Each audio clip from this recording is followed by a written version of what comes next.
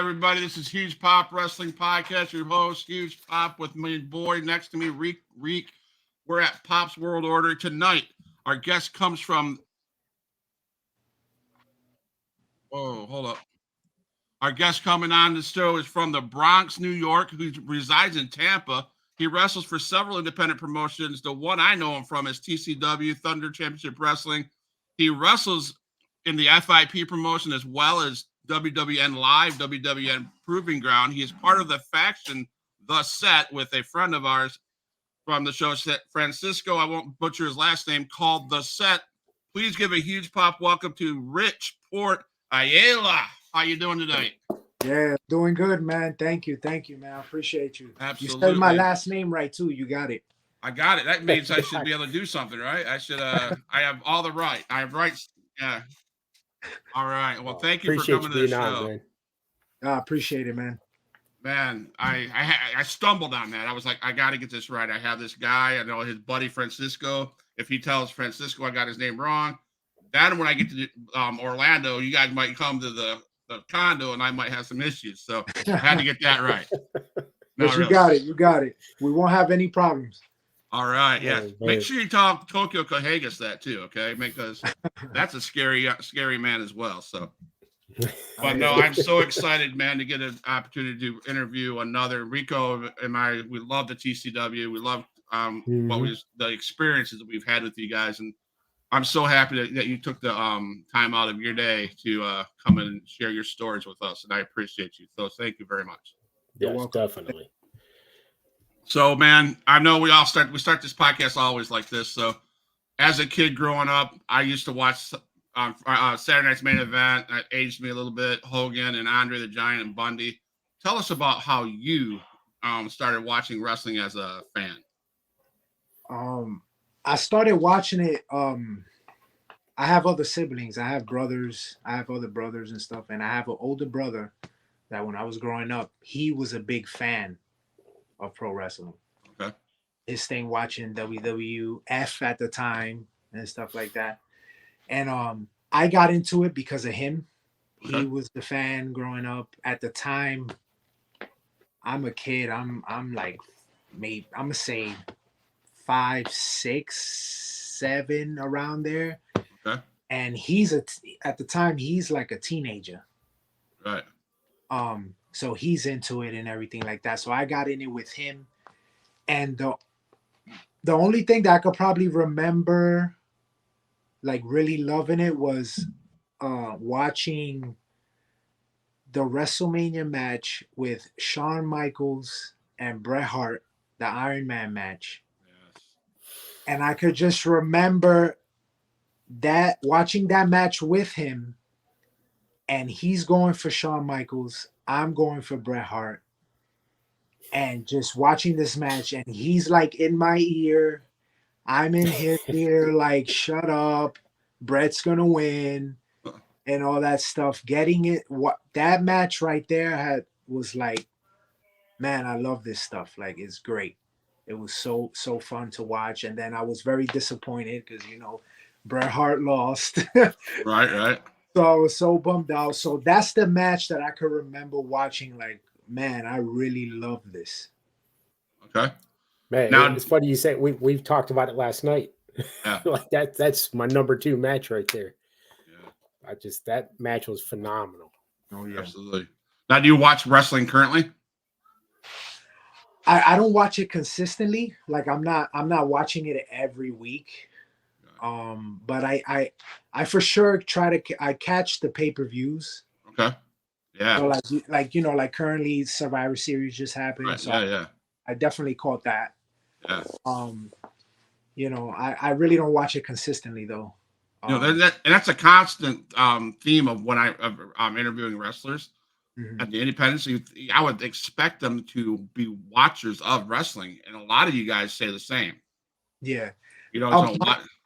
My thing is, this is how I look in, and there's no offense to any other wrestlers or anything. I'm not saying that they're terrible or anything like that. It's nothing about stuff like that.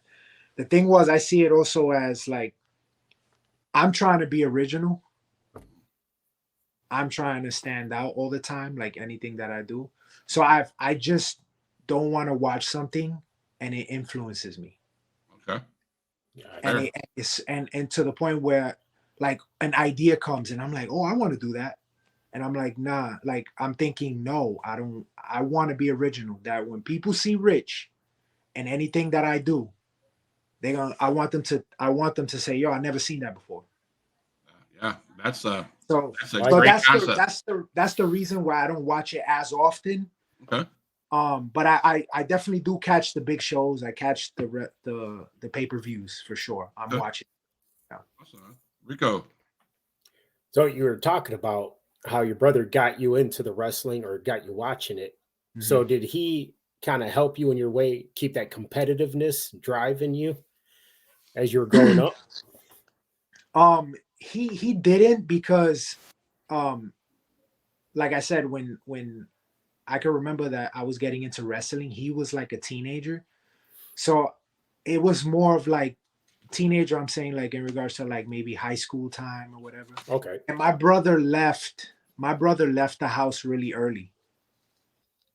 Um so I was alone. Like after my brother left, I was like I got five, I don't know, 6 or 7 around there. I don't know the exact age, but around there he left. So after he left, I sort of grew up, you could say, an only child Mm, Hmm. okay. because he already left.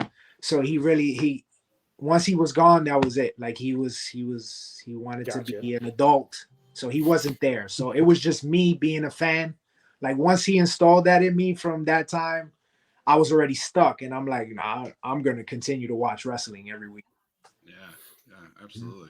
Yeah, it's Absolutely. kind of my oldest brother definitely got me watching it. When we were Mhm. talking about, I think the first match I could really remember Saturday night main events or Saturday main events, but first pay per view was Hogan body slamming Andre. Mhm. Like that stuck with me right there, man. Man, Yeah. that was so good. I used to watch Saturday Night's Main Event. I told the story last night.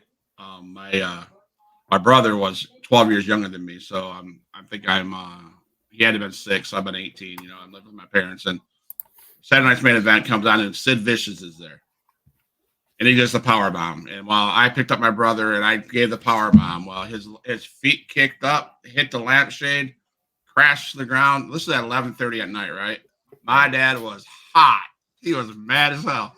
He goes up there and he goes, you know. So, but no, those are just stories. I love hearing stories, and I love how brothers get each other involved and stuff like that. Mhm. So it's pretty cool. So, at what point in time? Well, back up. Before you decided to be a wrestler, was there college? Was there? Did you play sports? What was that like? Nah, I didn't play sports growing up. Okay. Um, my mom was a my mom was a pretty strict woman with me, so Okay. I was literally, it was just go to school and come home, Okay. go to school and come home. Um, she was also working a lot of the time, so it was just I had to be home. Like Okay. I couldn't be outside, and I couldn't hang outside with my friends and none of that. She was so strict. It was just you go to school and you come home. So I wasn't able to do any type of sports. Um, when I first got into a sport was 15 years old. I finally was able to do sports, but it was not because she let me. I snuck around. I lied, and I got my uncle at the time. Yeah, my uncle to sign the permission slip Oh no. to allow me to do the sport, and that's how I started. And then like a few months later, she found out that I was doing it. Yeah. Gotcha. So I was doing boxing, by the way. Okay. I started to train in boxing, and a few months later, she found out I was doing boxing, and she wasn't happy, but I was already a little further into it already, so she just was like, all right, whatever. Awesome, man. So Awesome. did your face kind of tell on you? Yeah, I think I had a sparring session, and I kind of went home all like looking all discombobulated, and she saw it, and she was like, "What the hell happened?" And I couldn't dare lie to my mom because I'll probably get another sparring session with her. So Right. you know, Right. That's right. Yeah, So, you don't want that. yeah, no, not at all. So, yeah. man, so how did you finally say, "Yep, this is what I want to do"? What happened in your life to say, "Yeah, I'm going to be a professional wrestler"? Well, I literally fell. I started to get into boxing. When I got into boxing, I had a few amateur fights and everything. Um, all the way till like 18, 18, 19. Mm-hmm. So I kind of committed to that, and I sort of lost, I guess, the love and for wrestling. I even stopped wrestling completely. I went years without watching wrestling. I was just like so committed into boxing. I did that, and then I wound up stopping because I just there's mental that comes with fighting. Okay. And at that time, I just didn't have that mentalness to fight. Like, I would go in there and it was all about survival. It wasn't about taking someone's head off, Okay. So I didn't have it. So I wound up just like giving up and stopping. And then I wound up getting into mixed martial arts. I got into mixed martial arts, did that for a few years. That went great. Um, but financially, I couldn't do it anymore because mixed martial arts was very expensive. And I was literally doing like spending all my money, all the way like in college. Like, for example, I was using like my college money, like from the student loans and stuff Okay. like that. I was using that to Oh pay no. for training. Oh no. It was like I was so into that so much that I was doing that, and it was to the point where I had no more money. Like I was like done, and I couldn't do it anymore. So I wound up stopping that, and I saw. I fast forward and it comes to WrestleMania 30, and it's the WrestleMania with Daniel Bryan winning the championship with Batista and Randy Orton triple threat match. I Nice. saw that WrestleMania and just fell in love with wrestling again. That was it. Saw that, fell in love with it again. Um, but still, it was like, man, I guess I fell in love with it, but it still didn't give me the drive to pursue it. And then next thing you know, I met my current wife, and I told her that I had a dream of becoming a pro wrestler. Literally, like the beginning of the relationship, like the first few dates. And I told her, I said, man, I always wanted to be a pro wrestler. Because at the job that I had at the time, I was like, I don't want to be doing this or whatever. And she was like, what you want to do? And I was like, I always wanted to be a pro wrestler. And she told me, what's stopping you? And I threw every excuse in the book. Came and she told me, she said, there's no excuse. You want to go do something, you're going to do it. And you're going to go chase it. And maybe 2 weeks later, I walked into House of Glory Pro Wrestling School Okay. in Queens, New York, and I started training there, and that's where the journey began. Wow, man. Thanks for that story. Rico. Yeah, that was in 2016. Wow. 2016, and at the time I was 26 years old, so I started wrestling pretty late. Wow, man. So 7 years, huh? Yeah. Wow, that's crazy. Yeah, but still, that's awesome though, bro. Because I mean, you could have been living with that what if, Yes. and that would have just ate at you. Oh yeah. And when my wife told me that at the time, that was in my head. Like, what if? So I was like, yo, I'm gonna do it. I was like, forget it. I'm gonna do it. And I wound up doing it, went on the internet, wrestling school in New York City. That was the first one that popped up. I went to check it out, and I'm here. That's awesome that you have a wife that's very supportive of you at that in this journey. Oh yeah. I thank God for her. Absolutely, because I know I couldn't do this podcast. I know Rico probably couldn't do the podcast with me if it wasn't for the support of our wives, and it just means a lot. That's my Oh, rock. yes. So sure. I truly understand that, man. I truly do. So Mhm. training school in Bronx. Who was your trainer? Amazing Red. Amazing Red. That's right. Yeah. So other than the bumps, talk to us about what the first time you had a bump. How did that feel? How'd that feel? Actually, the bump wasn't bad. Okay. When I took, and it was funny, when I took my first bump, I don't know, do you guys recall Smiley? He wrestles more in the East Coast, but he was trained by Amazing Red. Okay. And at the time he was training the new guys coming in. He's a luchador, he wears a mask, his name's Smiley. He was training the newer guys before you're able to train. They had it set up where you train with Smiley, that's one of Red's students, and then you had to like kind of work your way up where you can actually train with Red.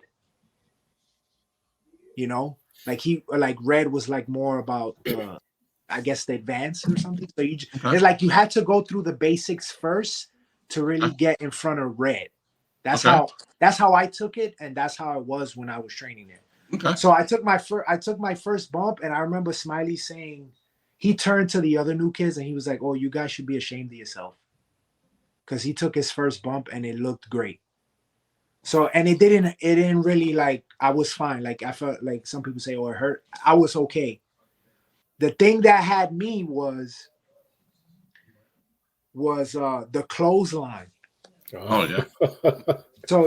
So taking that clothesline, I was taking freaking those arms right here, and that was like, it literally made me think at that point, like, what am I doing? I bet. Let me rethink this real quick. Yeah, like it really made me think, like, oh man, what am I doing? You're going home and going, that was a stupid idea, Lonnie. That was a dumb idea. It really made me think, because but again, wrestling gives you goals. Like, as you keep learning and going through it, you get these goals. And when that happened, I was like, yo, my goal is to get hit without freaking like really hurting, because I was like going home like tore up from just that. Wow, yeah. That's you figure out as you go and you keep doing it, you get the reps and it got better. But to me, that was the thing that was like, I said, dang, that was killing me. Let me guess, you had somebody who wasn't taking it easy. They were just they was just going in there. And it was also me too. They said it was me, what I was doing, and how I was taking it. It was that too. But that was the thing that had me second guessing me. I said, dang, this thing hurts, man. You sitting at home with some ice on your throat, like, oh man, all that. Yeah, I bet.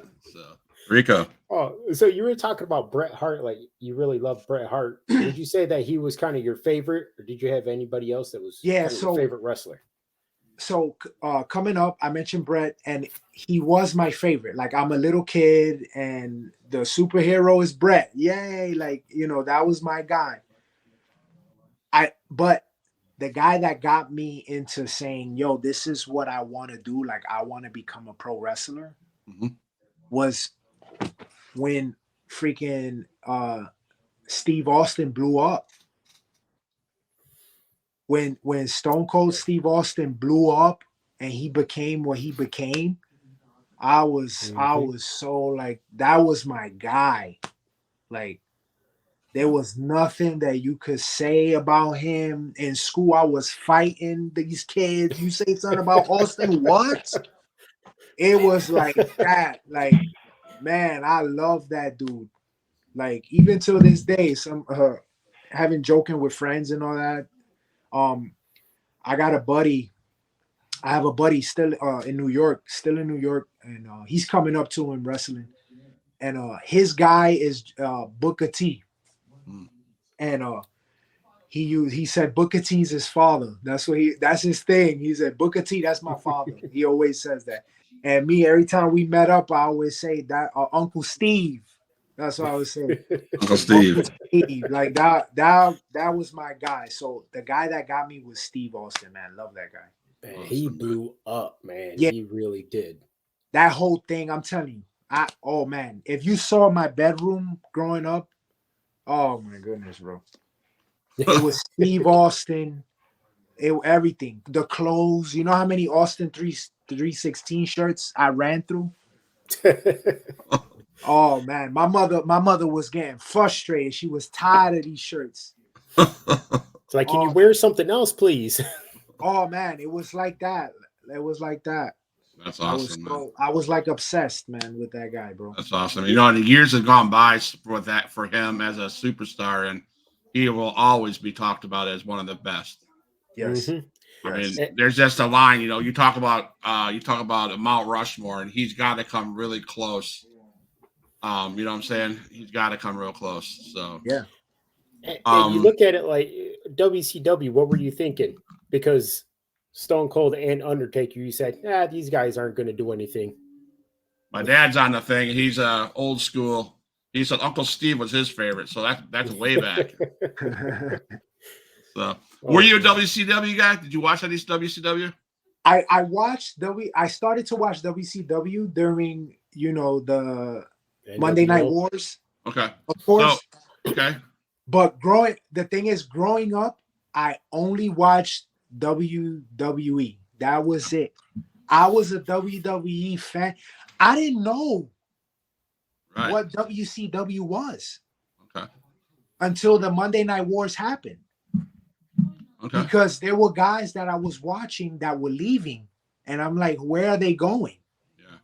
So I was following the wrestler that would leave. And then WCW, I'm like, I'm this kid. I'm like, what the hell is WCW? So I started watching it there because I'm following Hogan, I'm following Macho Man, I'm following all these guys like that were in WWE. Right.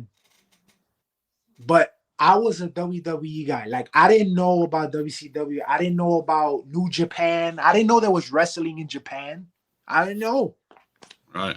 So if anybody asks, I'm a WWE guy. Like, always been growing up. That's all I saw until I got older, and I saw the Monday Night Wars. I started to watch WCW. Well, the reason why I asked this, a question I ask every podcast is, you know, WCW. Who do you believe is the greatest WCW heavyweight champion ever? It's a trick question. It's hard because you had some great guys over there. I'll just give you the answer. David Arquette. No.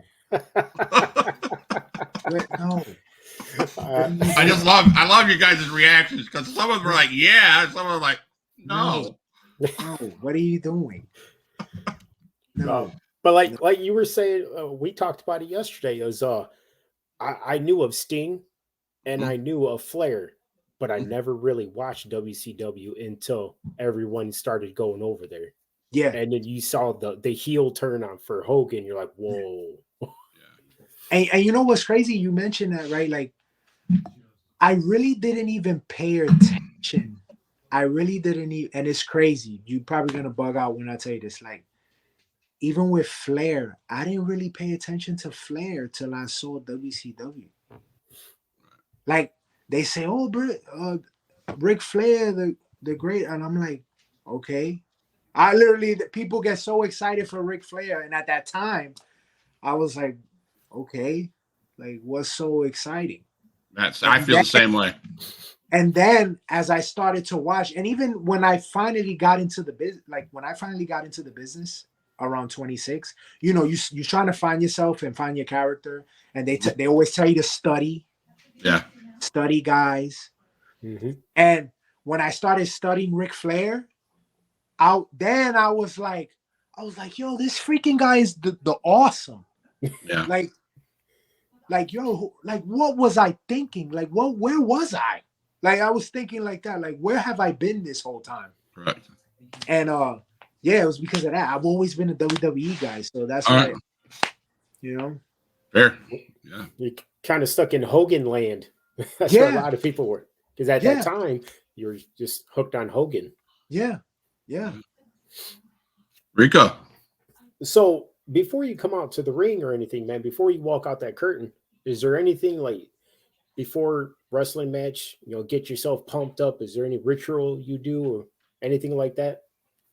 Any Nah, I'm music turned you listen on. to? Nah, I don't listen to no music. I'm turned on. Like, There you go. the thing is, I'm not trying to. Again, I'm not saying stuff to get anybody upset. Any of the guys I work with or anybody. When I started wrestling, I have this confidence in my head. This is what I wanted to do. I know this is what I wanted to do. And as time went on, I realized, the saying, like, God put me here to do this. Yeah. I I have so much confidence in myself that I don't need nothing to hype me up. When they say, Rich, you're next, it's on. And I'm ready to go. I'm ready to go have some fun. Wow. Yeah. So And you, I really don't I don't listen to music. I'm not the guy with the headphones in the back in the corner. I'm not doing that. What I'm doing, literally, I'm warming up. I got my bands. I'm getting the pump, and I'm just getting warm to go do what I do. awesome, man. So yeah, man, that's my Well, thing. I'm so confident. It's not even funny. I gotta say, that's probably the best answer I've heard, man. Yeah. Straight up. Yeah, I got a guy on. Will Alday was on the show this morning, and he said the same thing. He's like, dude, if I'm here to do what I'm going to do, I should be confident regardless. I have so much confidence in myself that, hey, I'm going to go. When it's go time, it's go time. Because you can't afford to not be in that stage because there's other guys trying. But if I'm going.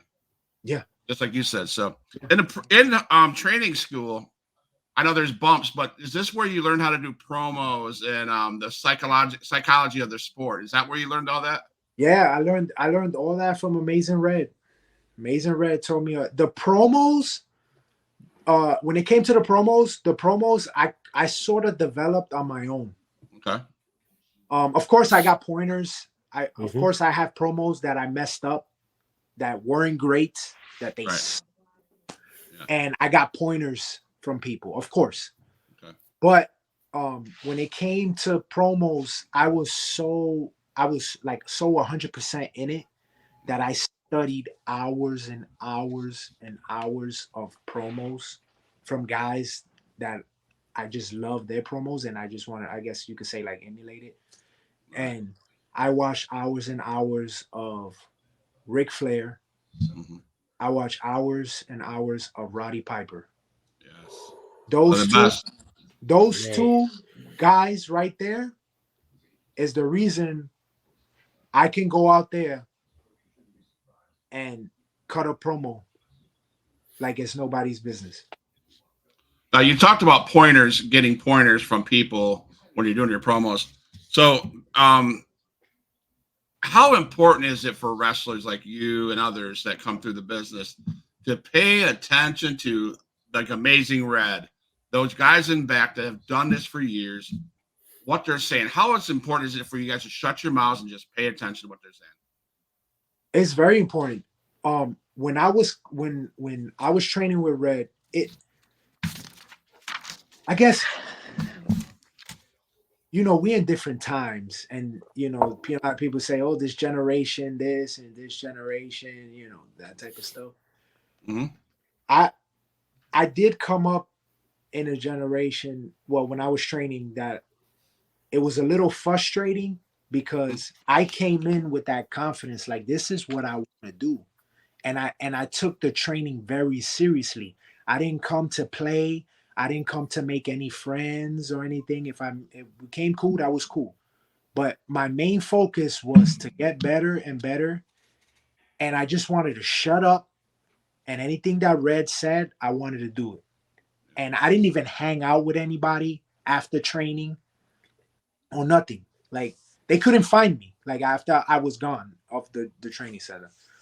But it is very important. It becomes easier. Like, if you just shut up You just shut up and you listen.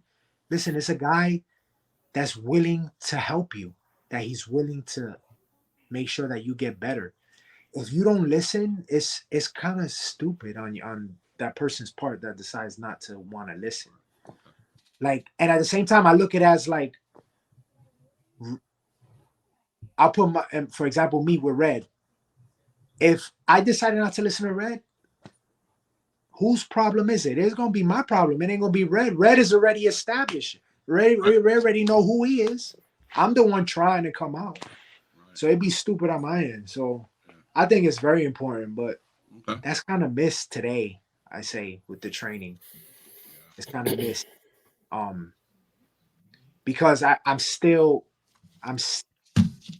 you know, when I was coming up, there was guys where like, for example, let's say training is 2 hours, 3 hours, right? This was me. I'm not talking for anybody else, but me. I didn't touch my cell phone that whole time in training. I could be training with Red for 2, 3 hours. I never even looked at my cell phone. Never even went to the bag to check if someone texts me or not. I didn't care about it at that moment because I was doing something that I want to do. I was coming up where a guy do a drill and he goes to his phone and starts texting back whoever he's texting. That used to bother me so much.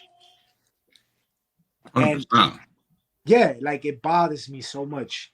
And guys playing around and all, like while you're waiting to do your next drill, there's guys like playing around, cracking jokes and all that. And that, it just used to bother me coming up. But I got it done. I blocked it out.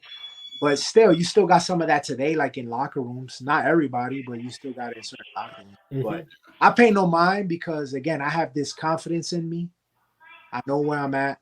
I know what I'm doing. Yeah.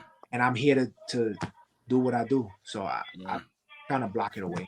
But awesome, yeah. Yeah. And it's not just in the wrestling world, man. It's in my line of work too. I get new guys. I'll sit there and train them, and I turn around. I'm explaining something to them. I turn around. They're sitting there looking down at the phone. Like, look, this is my job. I provide to put food and roof over my family's head. Mm-hmm. So I'm not going to let you mess stuff up for me, man. You want to sit on your phone? You can go. Yeah. I don't sit there be mean to them, but I just keep it real with them. Let them know this is business, man. Yeah. Mm-hmm. I work outside. There's some dangerous situations. You shouldn't be sitting there playing on your phone. Absolutely. Yeah. Yep. Rico. So because you've been doing this about 7 years now, right? Mm-hmm. So do you have like so far your favorite wrestling moment that you've had in the ring or wrestled with somebody that you really wanted to?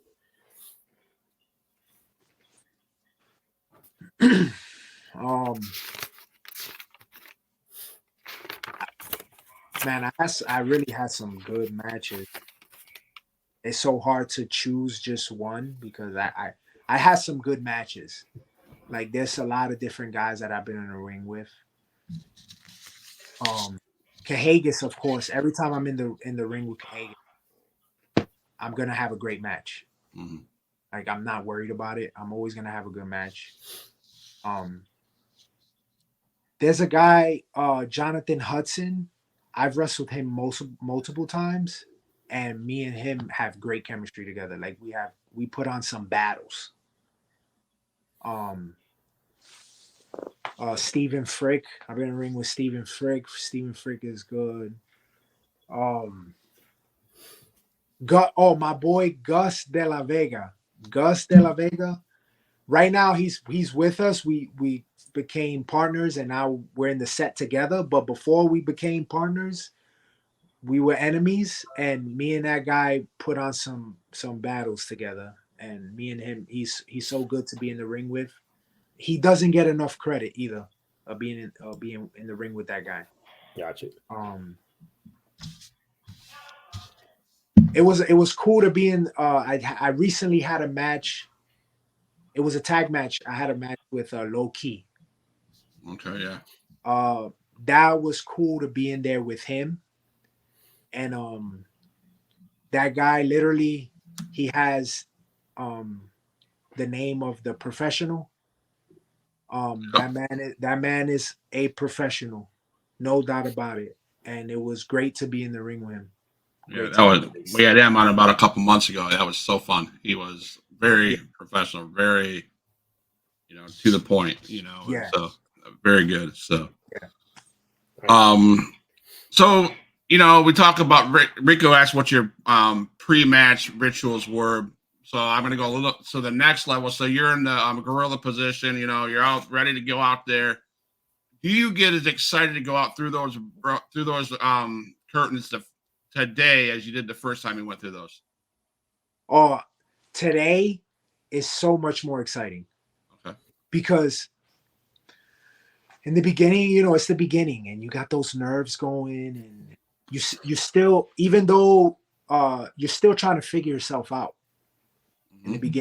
the beginning, you're still trying to figure yourself out. You have this idea of who you want to be and who you want to, how to wrestle, but you're still trying to find it. So you're still unsure. So you still go out with these nerves and uncertainty when you go out there and you try your best. But like now, um, I know who I am, and I go out with this confidence, and it feels good. And when the music hits, and I go through that curtain, and I get that reaction, oh man, it's like a high that I can't explain to you. Wow, man. But if it feels so good. It's definitely more exciting today. Definitely more exciting. Okay. Rico.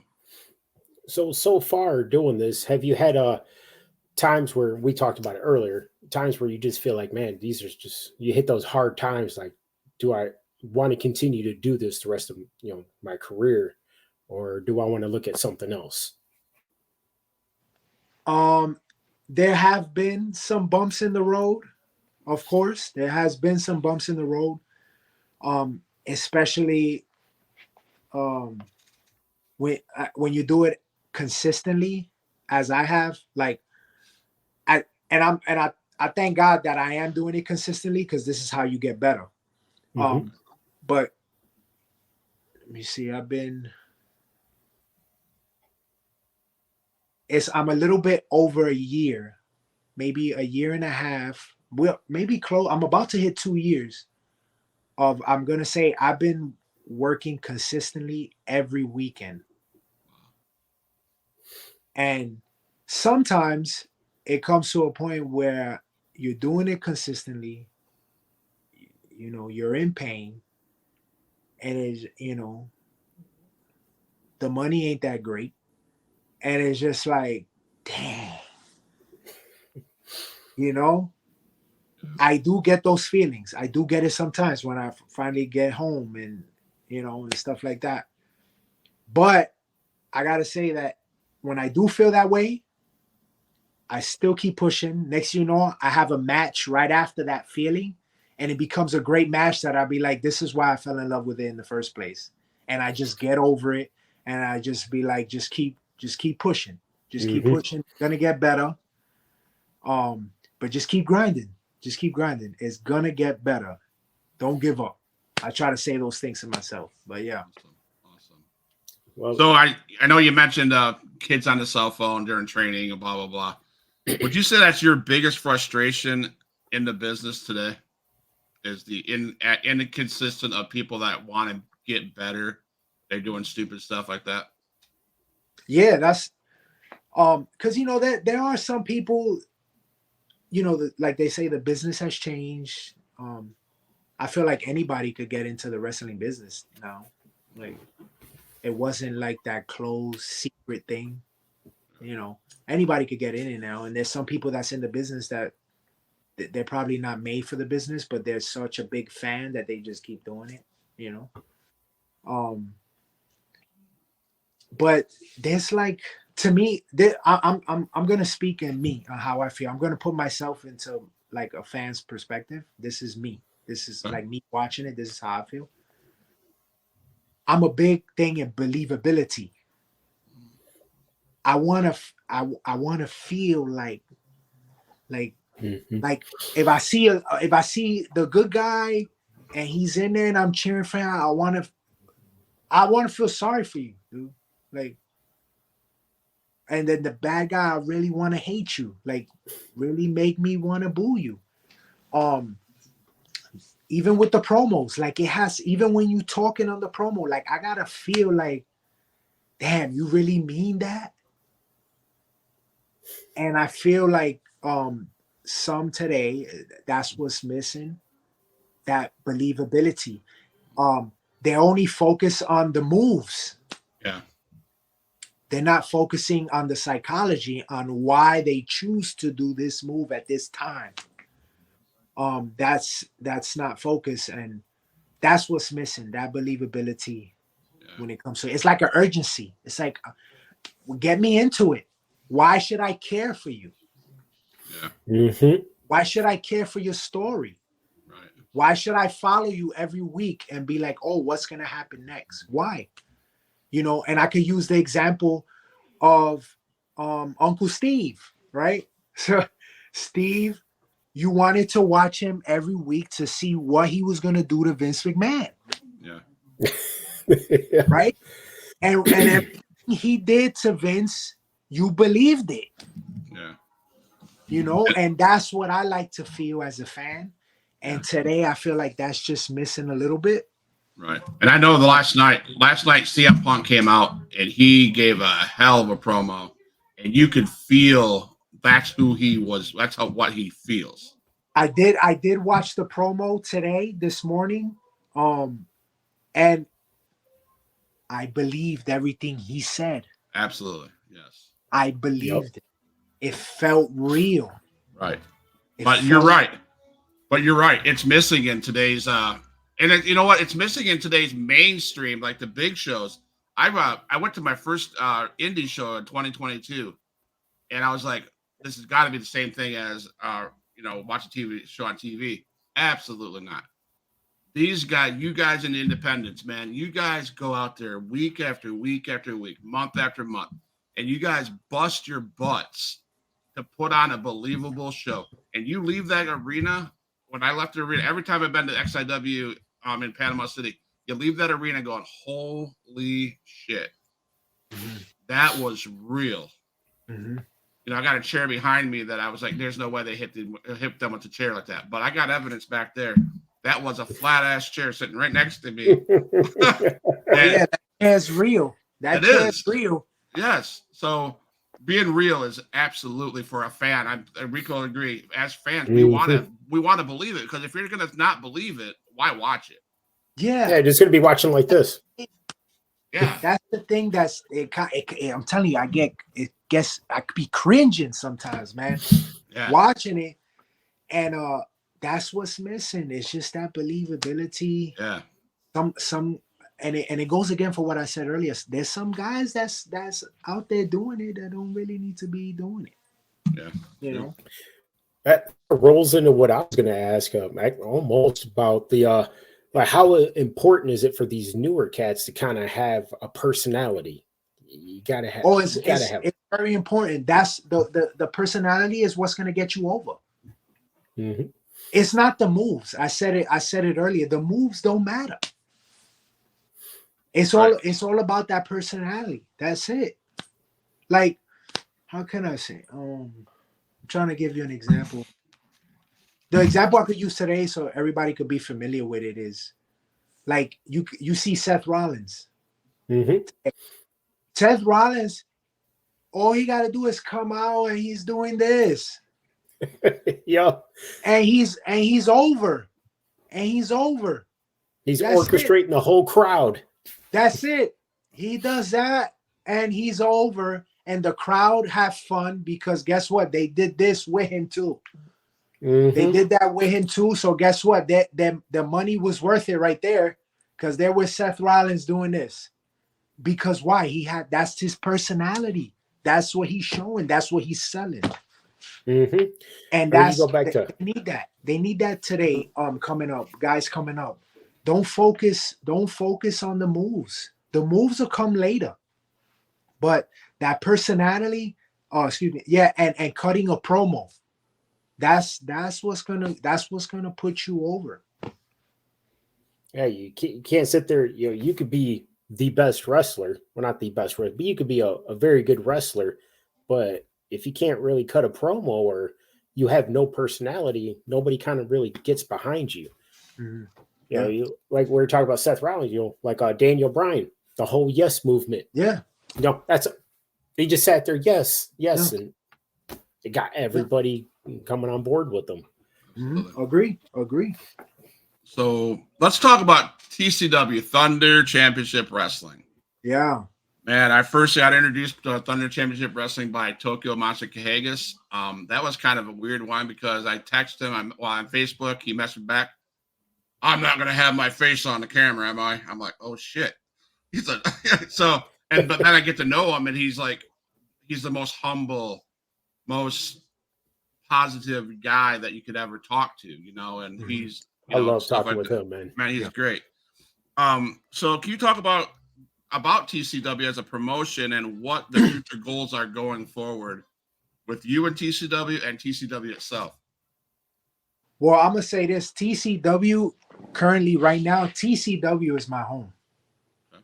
TCW gets priority.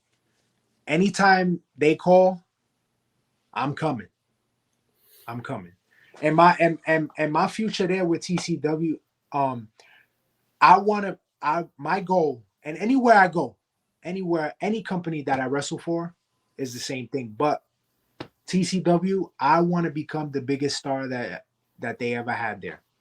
Okay. That's my goal. I want to become the biggest thing. That's it. And right now, it's already happening. Why? Because I'm the heavyweight champion. Is that what's behind you? Oh yeah. So let's show it off, Right man. there. Why does it sit way back there? It's sitting. It's taking a rest. All right. Taking a rest until it Make has sure to it's come shining out. nice and pretty, just sitting there. Yeah. So I'm it's taking a gonna rest. name drop some TCW guys and Yeah. tell me are they challengers of yours? Mhm. Well, let's start with the big man, Tokyo Kahagas. Is he a challenge to your title, or does he not want that? Well, before I became the champion, I beat him already.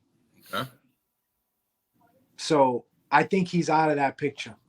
So you're saying it's not good enough to go after that championship title? I already beat him. I So don't care. So you don't care? Yeah, I don't care. I already beat him. So what I hear, I want to move on. what I hear you saying is Tokyo Kahagas is old news. Back in the pecking order because you already beat him. I already beat him. Let's move on. Let's move on to the next challenger. That's how I see it. How about Ron Nehemiah? Nehemiah, I think that's how you say it. Nehemiah. Ron Nemi? Yeah, Ron Nehemiah. Yeah, is he a challenger? Nah. He's the commissioner there. He's the commissioner for TCW. Does he challenge you? And look, I have my show Richie's Way, right? And I do it regularly at TCW. Okay. And every time I do TCW, Ron Nemi, he wants to come out, interrupt my show every time. And he always tries to throw some sort of obstacle my way to see if I can lose the championship and something like that. And guess what? Every time something happens, I win. I become the victor. And then Ron leaves to the back through the curtain and he's pissed off. So Ron could kick rocks. Well, he's going to be on the show next week. So do you have anything to say for him maybe going forward? Go ahead and kick rocks? Yeah, go and kick. Ron could keep. Look, if he's watching this right now, Ron, you could keep throwing everything that you can throw at me. Guess what? I'm always going to come out the victor and you're going to be the loser. So you're better off just staying behind the curtain and leave the camera shots to me, the champion, the heavyweight champion. He will get that footage, promise. What about your buddy? You're part of the set, Francisco. Is he out of the picture? I mean, he's a big dude. That's my boy. Look, Francisco's my boy. We are a team. He's the Godfather. Okay. You ever feel like he might turn on you for anything? Not at all. Okay. Not at all. Right. We're a team. We need each other. That's how we're going to strive. What kind of good words do you get to say about the referee, Billy Silverman? Billy Silverman, that's my guy right there, by the way. Yeah, Billy Silverman, that's my guy. He's a good dude, humbled guy. It's always good to talk to him. Um, it's pretty cool to also see him like while I'm in the back in the locker room and he's there walking past, and I'm like, damn, that's Silverman, man. This is pretty cool that I'm sharing the same locker room with him. So that's my guy, Silverman. He's a good dude. I like him very much. All right. One more question, then Rico can have the next question. So, who? Okay, so obviously Ron, he needs to kick rocks.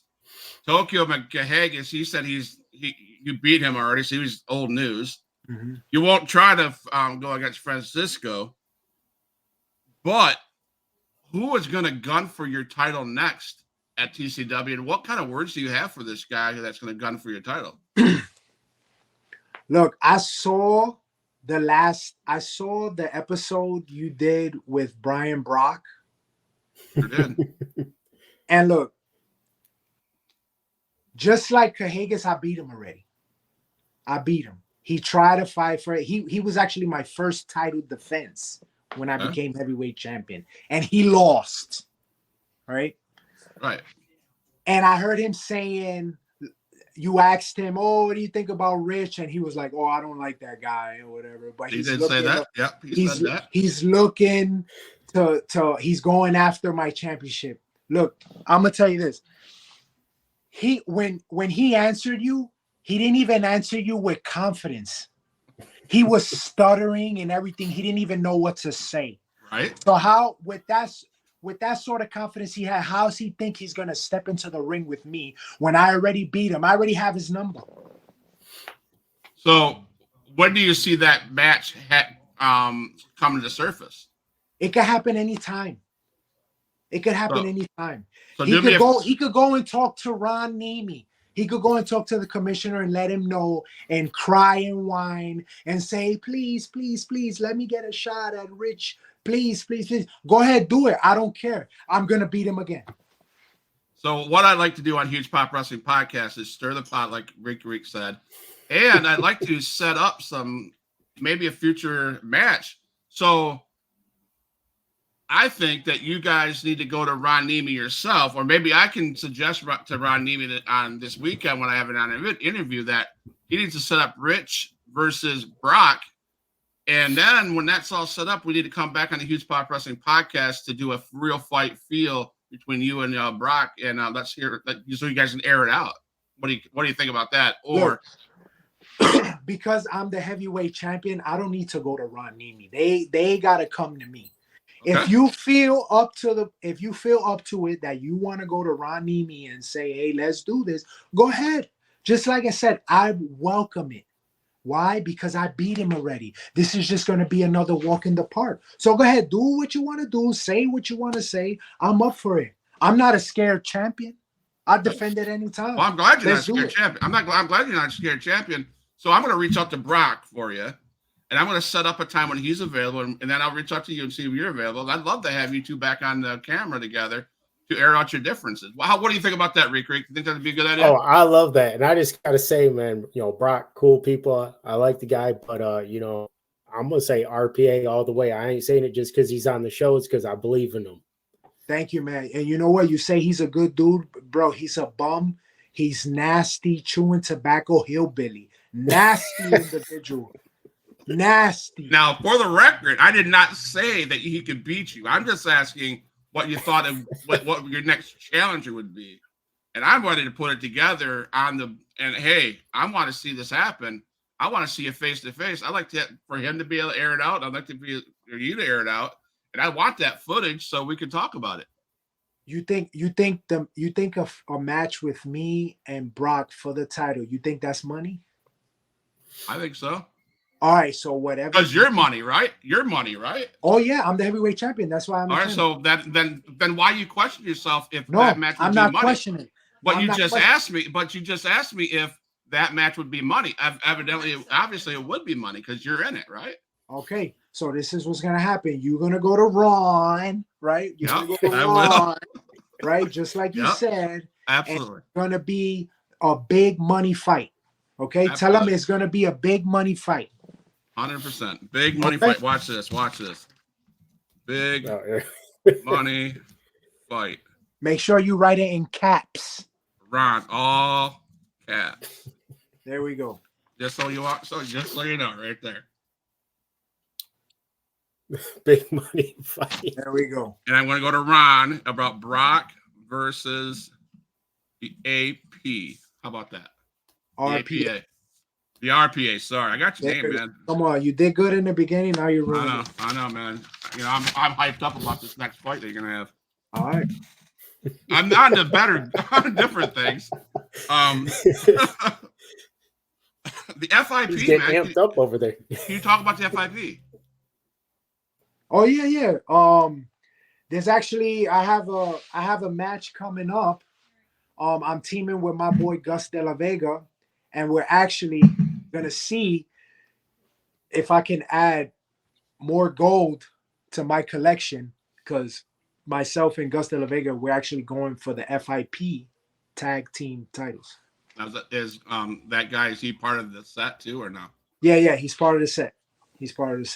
So we're gonna go. When is that supposed to be happening? Huh? When is that supposed to be happening? That is gonna be on December 10th. It's going to be at December 10th at the OCC in Clearwater. All right. Mm-hmm. Awesome, man. So how would somebody over here in East Tennessee watch that? They actually have their own streaming platform. It's called the World Wrestling Network, and you could get a membership and you'll be able to watch it live stream. Okay. Awesome, man. Definitely check that out right there. Oh yeah. Yes, sir. Rico, you got anything for me? Yeah, I was going to ask you, man. So, have you ever had like any real life beef with somebody backstage? You try to keep it professional, but it almost turns physical. No. Good. Luckily, no. I never had a problem with anybody. It's always been professional. Anytime. That's awesome. Every time I've been in any type of locker room, it has always been professional. I mean, you always hear, we hear the stories, sometimes things happen, guys get real heated in the moment. Yeah. As far as I know, if there's anybody that doesn't like me, I don't know about it.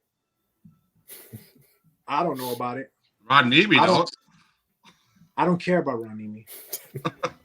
Oh, I know that. But. Yeah, I don't care about that.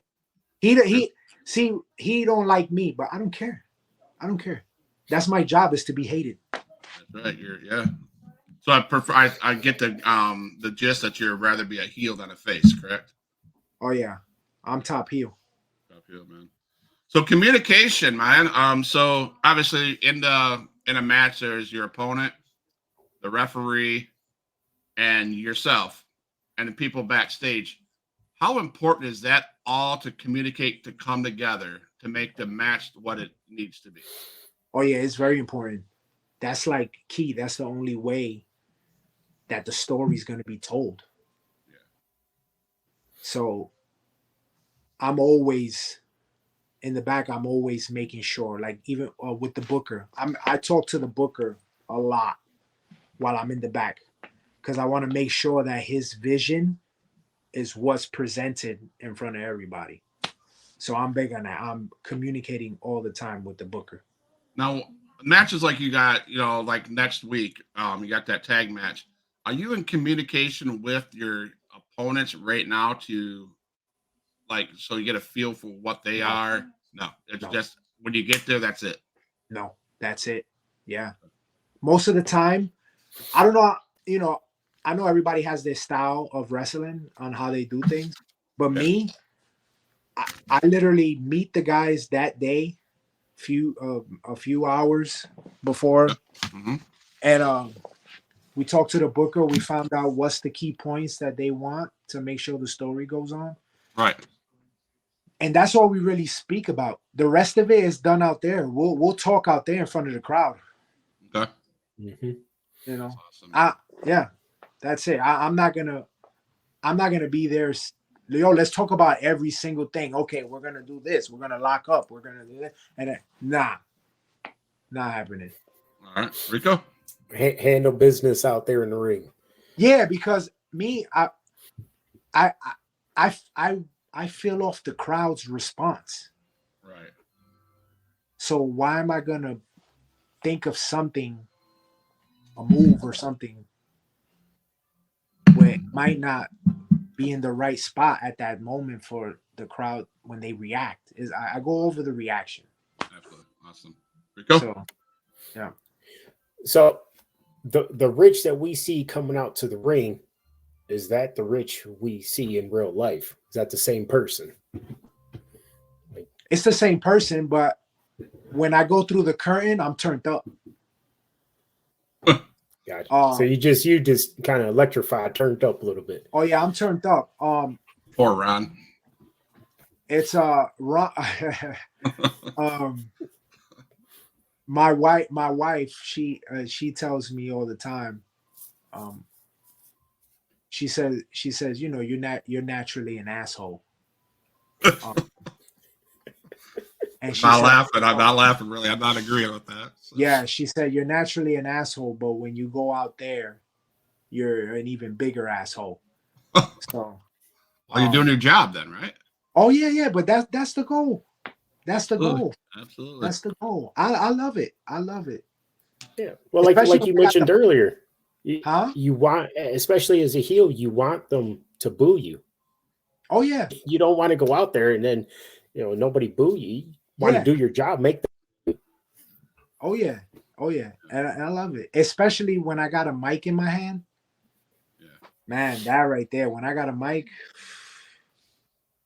that's another level right there. Absolutely. One of the best in the business today is MJF. I hate the guy, but he's good. He's good. Really good, and he lives the same life that he is on TV. It's like, and that's awesome. So, one of my favorite questions, and honestly, this was Tokyo Masakahiga's question that he brought to light. Brotherhood in the business and paying your dues. What does that mean to you? And I'd love to hear what that means to you. That whole thing, the whole brotherhood, I realized, like, in the business, you're not gonna have many friends. You're not gonna have many friends. So when it says that term brotherhood, you're gonna have just those select few that you're gonna say those are your friends in the business. Okay. And it's cool, man. Like, I love that thing. Like, I already have those few friends already. And especially, and I'll tell you this, Cahagas is one of them. I have Cahagas and I have Francisco Chiazzo. I got it for you. Ron Chiazzo. Ron Nemi? No. Oh. No. He keeps going with Ron. No. I'm just asking. No. Right now, I gotta say, I'm telling you, Chiazzo, De La Vega, John Strange. Okay. John Strange, another one. Though I gotta say, right now in this business, those are my brothers. Those are my brothers. And there's a one of my friends up in New York. He's still in New York. He's coming up and coming. And he goes by Adam Ace. That is my brother. Okay. So it's very few. It's just a handful. But that is very important to me. Those are the guys that you be on the road with all the time, going to the next town. And it's even easier when you're able to get in the ring with them. You have more fun. And you know that you're going to put something out good together. So. Okay. Now, do you think if I reached out to those two that did answer the message and maybe come on the podcast? Cahagas and Chiazzo? No, Strange and the Ace. Oh, yeah. I think they'll say it. All right. If they don't, they're out of your brotherhood, and then we can replace it with Ron Nemi, right? So it's all right. No. Oh, okay. Sorry. I was just asking. I'm looking out for your back, man. I'm looking out for you, bro.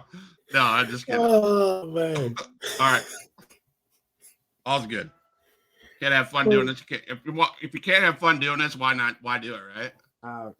Yep. Yeah, Rico? Oh my good. So, is there anybody who you really kind of want to wrestle? Like you want to anybody from a different company that you want to be in the ring with, or you wish you could have been in the ring with? well, I'm gonna say that like when it comes to the independents, I don't really follow independents that much. So I kind of don't really know who's out there. I could say maybe someone in WWE, or is that good? Like, Yeah. Oh yeah, anybody. Yeah, absolutely. Anybody.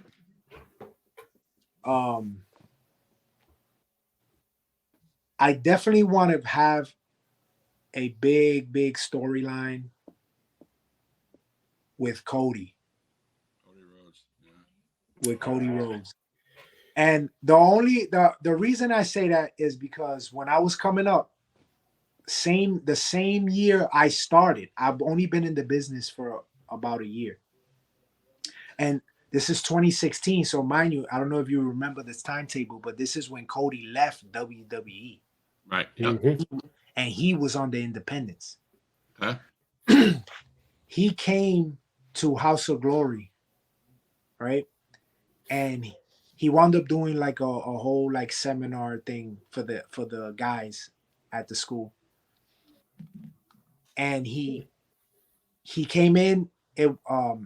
He had a few guys. He said, "Oh, if you feel like you're ready to have a match, have a match. I want to see it." Guys that are not ready yet, or they still new, you could come over here and I'll work with you a little bit. I was in that line of guys that just got into the business. I wasn't ready to have a match yet. Wow. Guess me in the ring. This dude, literally not having that much experience, he trusted me in that ring. And he had me do freaking moves on him, like slam him down and everything. He called it out there. Mm-hmm. And then when it was his turn, he made everything look like he was murdering me. Murder. And that man took care of me in there, never hurt me. So just because of that experience right there, I want to be able to have like a full experience, storyline, promos, everything with Cody. Just because of that one experience I had with him in 2016. I never forgot that. That'd be awesome. That he trusted me, somebody that didn't know much. He trusted me to throw him around and do all these moves. Like, so that is one guy like that's on my list that I would love to do a whole thing with. Thing.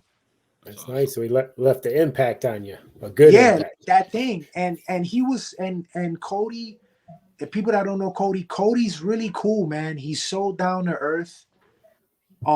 Even after that, he came back to House of Glory multiple times after that.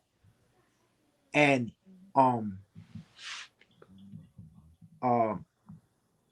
you know how sorry, I'm gonna switch it off just so you can understand where I'm coming from.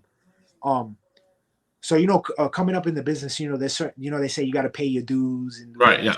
Right? Mm-hmm. So of course, putting the ring, all that type of stuff, right?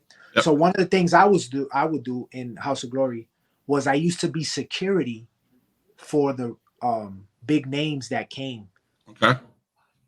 So because I was the biggest guy there wasn't many of the other students are small. Okay. So I was the biggest guy there, and I was security. Every time Cody came back, I had to do his table. I was the security at the signing table. Okay. And that dude was always cool with me, man. Always cool. Even if I wanted something to drink, he'll get me something to drink. Wow. That's like, like he was mad cool. Even taking a picture. We were done with the signing and everything. And I'm like, yo, is it cool? I just have a picture. Like, this is pretty cool. Like, I was able to do your table. He was so cool. He was like, yeah, of course, dude. Like, come on. Like, that dude is mad cool. So those little things still stuck with me. And that's why I think about him as like on the top. And especially the amazing stuff he's doing right now. Oh man, So is House of Glory in Orlando? no, that's New York. New York. Okay. All right. Yeah. I've Okay. I've only been in Florida for the last. I'm in May coming up. Makes 3 years. Okay. I told you that was a foster parent, and of course they watch what I do and they talk about what I do. So they came up with some questions. Mhm. And Joe Hagelin says, American Nightmare Cody, really? Like he's doubting that you have. Maybe he doesn't think you have you're good enough to face Cody Rhodes. I don't know. I don't know what Joe is trying to go over there, but I think you're good enough, man. I think you would do really well. So I back to I don't care what people think. okay. I tell you on my social media platforms, I get fans and people writing to me, and they say the most ridiculous things. And can I cuss on here? Yeah. I don't give a fuck Okay. what anybody says about me. I Absolutely. really don't. So this guy saying, "Oh, Cody, for real," I just explained to you guys the story and what that meant to me. So you think I care about what this person said? I don't care. All right. Oh, you said no. I came in halfway through the story, so he didn't actually get to hear the Okay. story. Yeah. So he kind of apologized to you, man. So All right. fans are my foster kids have these questions. If you could have any superpower in the ring, what would it be? That's funny. Any superpower? That's a hard one. Like, Yeah, really? that's tough. It's a good one. It's tough though.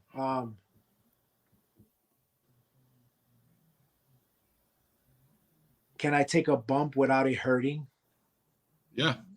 Like that'll be my power where I could take a bump and Okay. it doesn't hurt. All right. Okay. What's the coolest costume or outfit that you've ever worn in the ring? Oh man. I'm pretty simple. I just wear the trunks, Okay. the regular trunks and a vest. Okay. And there's one that I have that is gray and red. It has gray, red, and white. I don't wear it very often. But I every once in a while. That is my favorite because it literally has like the Statue of Liberty on it. It has this New York City on the sides of it. In the back of the trunks, it has the subway logo from New York, like the subway, the MTA. Yeah. Nice. Yeah, like all that stuff on it. So like that one, that's like my favorite because it's like to me, it's like real New Yorker. Okay. You know, and it's always a vest. I'm always coming out vest. Why? Because of Uncle Steve. Uncle Steve. Always came out with vest. Yep. Yeah. If you could design your own championship belt, what would it look like? It will look like, damn, that's hard because I got two favorites. Oh man, but it would definitely be the old school, the Eagle WWF title. Okay. The winged. Yeah. Yeah, the wing Okay. one. Mhm. Yeah, that was badass. But also that WCW title, the heavyweight title, is also so nice too. Yeah. Yeah. All right. So if you could challenge any non-wrestling celebrity to a match, who would it be? Non-wrestling celebrity.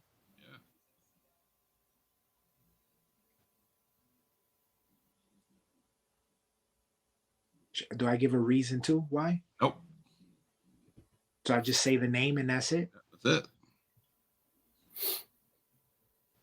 Unless I want to be an asshole and ask why, but I'm not. Yeah, I'll tell you why. Well, go ahead. Go ahead. Let's see it. I would say Conor McGregor Why? because I want to make money. There you go. Yeah. Very good answer. Very good answer. Very good answer. Favorite food? Oh man, I'm Puerto Rican, so I love all my Spanish food. Okay. I'm Puerto Rican, so. You don't eat pizza then, do you? Oh yeah, of course. Yeah, I love pizza. I love pizza. Does pineapple belong on pizza? Say it again. Pineapple on pizza? Oh yeah, I do pineapple. I don't care. I do pineapple. All right. Yep. What's your favorite sports car? I don't like sports cars. Okay. I'm a truck guy. All right. So I'm big on. I'm a big fan of big pickups and SU like big expeditions and stuff like that. I'm a big truck guy. Okay. I'm sorry, I froze up real quick. I just wanted to add to the food thing, man. Pasteles. Gotta have pasteles. Oh, I love pasteles. I have pasteles and I just put a little bit of ketchup on it and I'll be good. Pasteles. You have to make pasteles for me, Rico. And grandma. what's your dream Christmas present for this year? I know, to get Ron Nemi in the ring. I know. Oh man.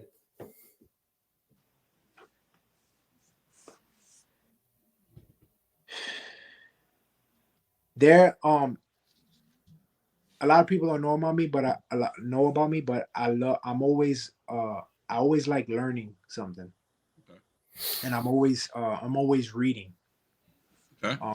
Read a lot of books. And there's currently a book about to come out that I want, and it's called Choose Your Enemies Wisely.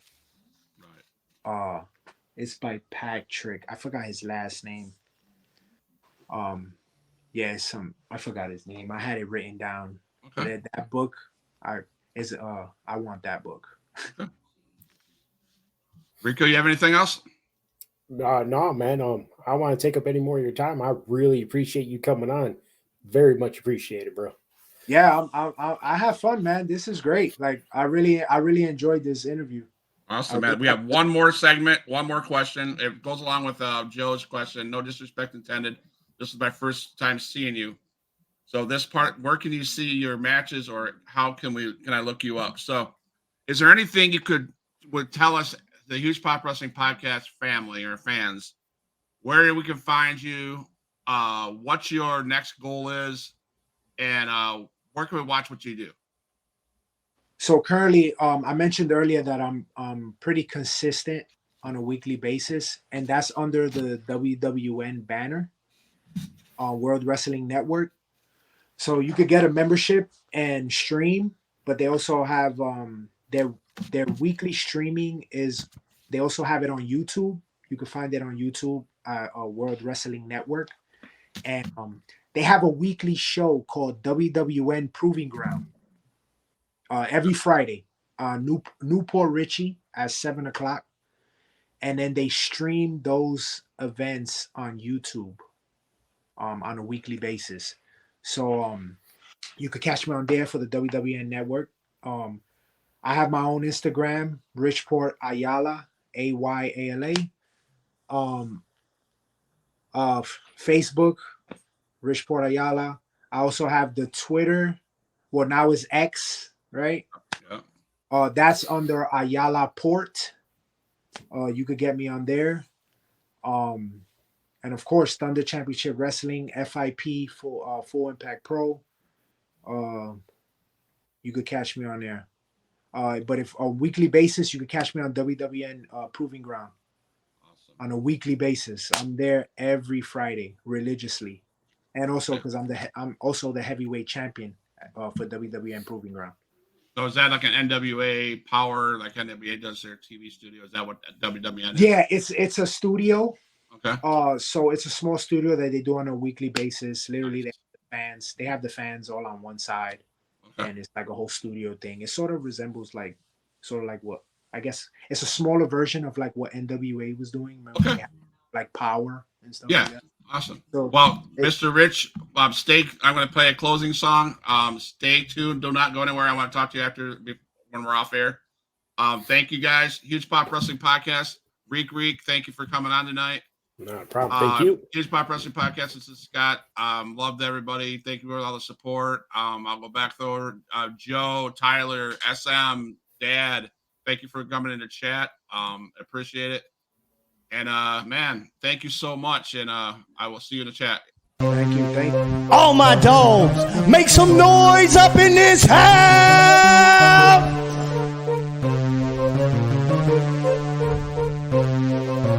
Who is in the house? Who is in the house? It's the gangster of destruction, so you know what's going down. And when the drive-by's coming, then you better hit the grind, cause when your body hits the canvas, then your ass is knocked out. Who is in the house? Who is in the house? It's the gangster of destruction, so you know what's going down. And when the drive-by's coming, then you better hit the grind, cause when your body hits the canvas, then your ass is knocked out. Fight with Adrian Whisper is like a fight with the devil, because when he's dealing with you cannot get on this level. Fight with Adrian Whisper, it's like a fight with a king. It's like a fight with an army, they got the tanks and everything. He's leaving bruises and stitches, possibly leaving you crippled, cause when he sets up the table and sends you straight through the middle. Six sadistic free, beat that ass with a light bulb. Leave a piece of glass embedded in the back of your skull. Who is in the house? Who is in the house? It's the gangster of destruction, so you know what's going down. And when the drive-by's coming, then you better hit the ground, cause when your body hits the canvas, then your ass is knocked out. Who is in the house? Who is in the house? It's the gangster of destruction, so you know what's going down. And when the drive-by's coming, then you better hit the ground.